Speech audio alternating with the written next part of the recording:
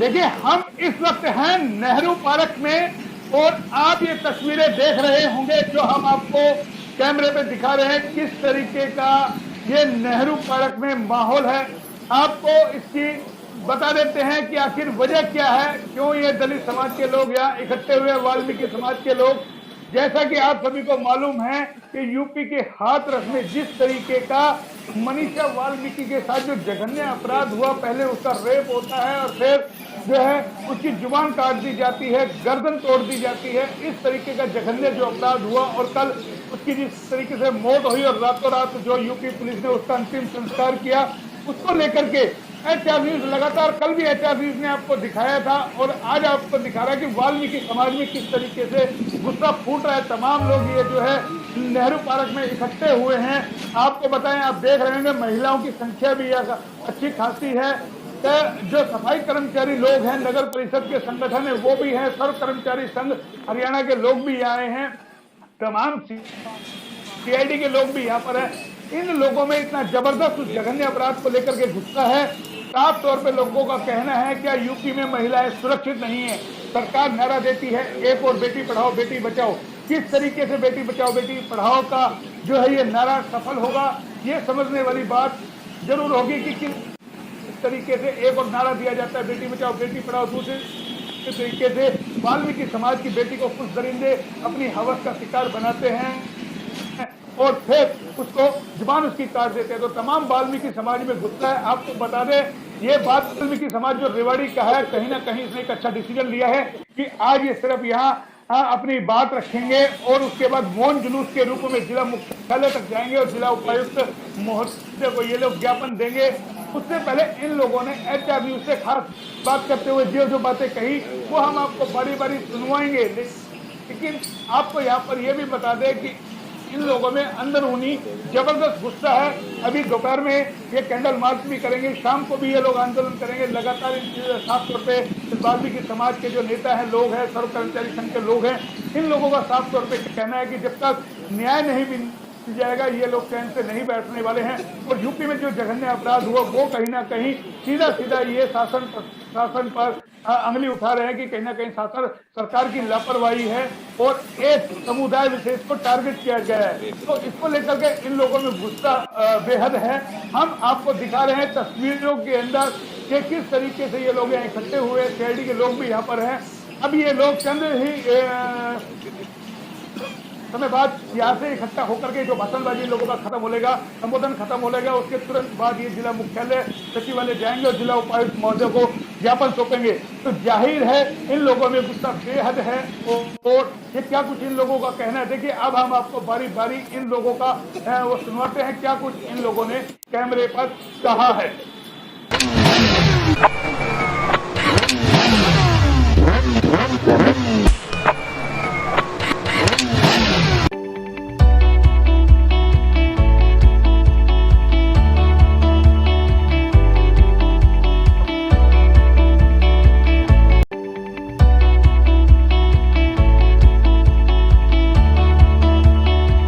को पता है कि हाथरस के अंदर मनीषा वाल्मीकि हमारी बहन थी जो, उसके साथ जो गैंग रेप हुआ है और उसके बाद में उसको मार दिया गया, मर्डर कर दिया गया। मर्डर करने के बाद में सरकार ने भी रात को 2:30 बजे उसको अंतिम संस्कार जबरदस्ती कर दिया गया बगैर उनके घर के को बताए। तो अब आप लोग क्या चाहते हो? हम चाहते हैं कि उन चारों को फांसी हो।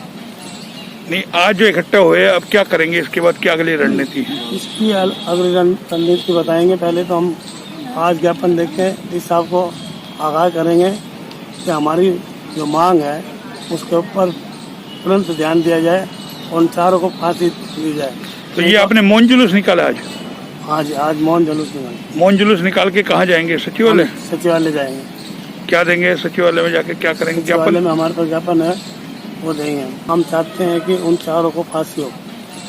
नहीं, आज जो इकट्ठा हुए अब क्या करेंगे, इसके बाद क्या अगली रणनीति है? इसकी अगली रणनीति बताएंगे। पहले तो हम आज ज्ञापन देख के इस साहब को आगाह करेंगे कि हमारी जो मांग है उसके ऊपर तुरंत ध्यान दिया जाए और उन चारों को फांसी दी जाए। तो ये आपने मौन जुलूस निकाला आज?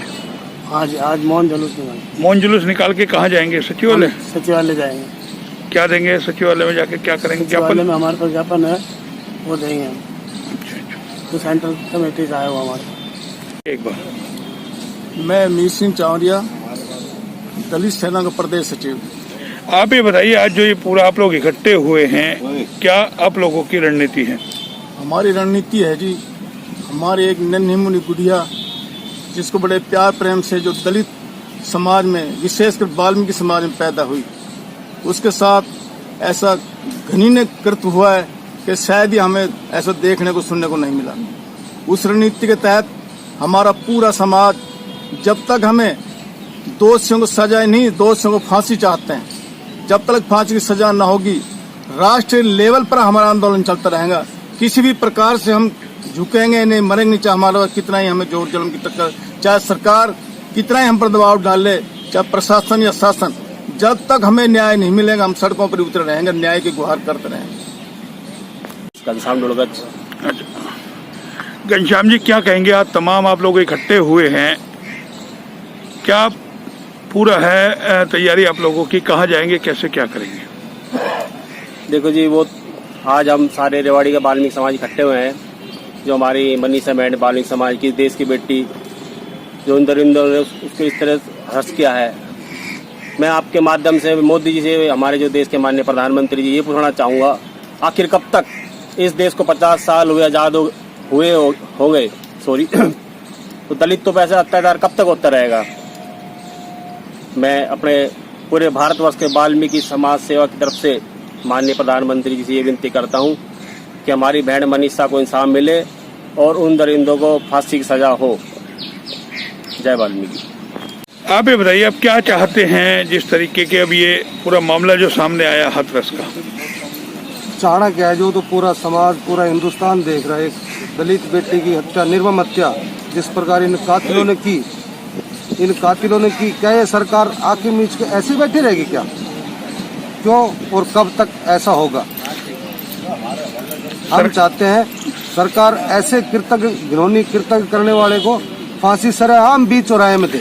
सरकार कहती है बेटी बचाओ बेटी पढ़ाओ का नारा, ये नारा बिल्कुल असत्य है, गलत है। हम नहीं मानते इस बात की। एक तरफ बेटी की हत्या, निर्मम हत्या, एक तरफ सरकार ये पहल दिखा रही है, बेटी बचाओ बेटी पढ़ाओ। शुभ नाम बताइए। मेरा नाम है जी पूर्णचंद तिवारी। पूर्णचंद जी, जो ये मामला सामने आया हाथरस का, क्या चाहते हो अब आप लोग, क्या होना चाहिए? चाहते इंसाफ है साहब, और इंसाफ के लिए तो हम हमेशा लड़ते ही रहते हैं और लड़ते ही रहेंगे। सरकार पुराने से पुराना और नए से नया इतिहास उघाड़ती रहती है, लेकिन हमारा इतिहास दबाती रहती है। क्यों दबाती रहती है? क्योंकि हम एक दलित समाज से पैदा है। इसीलिए याद हो, झांसी का इतिहास याद होना चाहिए